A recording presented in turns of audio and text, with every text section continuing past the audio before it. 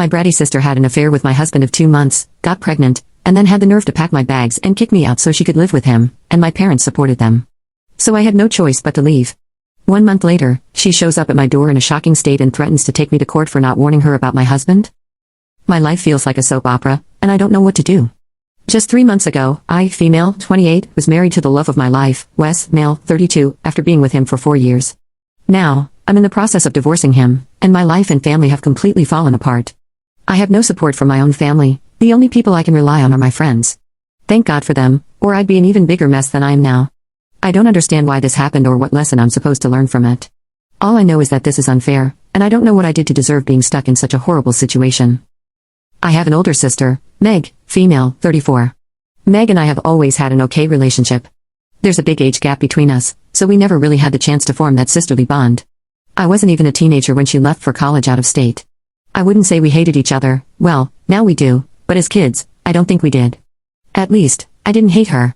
But we also weren't the typical close, best friend-sister duo. There was no Elsa and Anna dynamic here. Our parents, too, never forced us to develop a bond. We did things as a family, but both she and I were allowed to be our own people, which was a good thing. Years later, when I went to college, things improved a little between us. I think, as we were both adults, we could relate to each other better.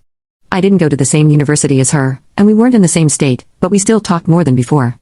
Which is why this, coming from her, was the biggest shock of my life. When I was 24, I met Wes. He was an alumnus of my college and had come for a party. That's where we met, hit it off, and started dating soon after. By year 2 of our relationship, I had introduced him to my family. He popped the question a year ago, and we got married 3 months ago. I had the perfect life. I'm not going to lie, I had a fiancé who loved me, a good job in a field I chose for myself, and Wes was doing well too. Everything was going great.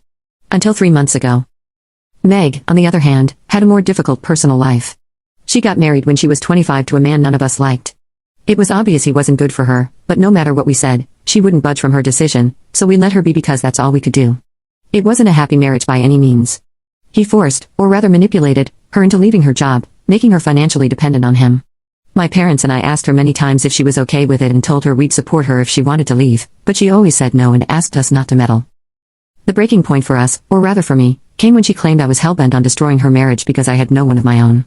This was 5 years ago, before I met Wes. I knew then there was no point in arguing with her or trying to make her see sense. She was behaving like a woman blinded by love, by choice, and any help offered was seen as an affront. That was the last time I spoke to her about her awful husband, and we had very limited contact for close to 2 years after that. When I was 25 and she was 31, she finally got divorced. I never asked her the reason because I didn't want to meddle, not even a little. She tried to talk to me about it, but I always shut her down.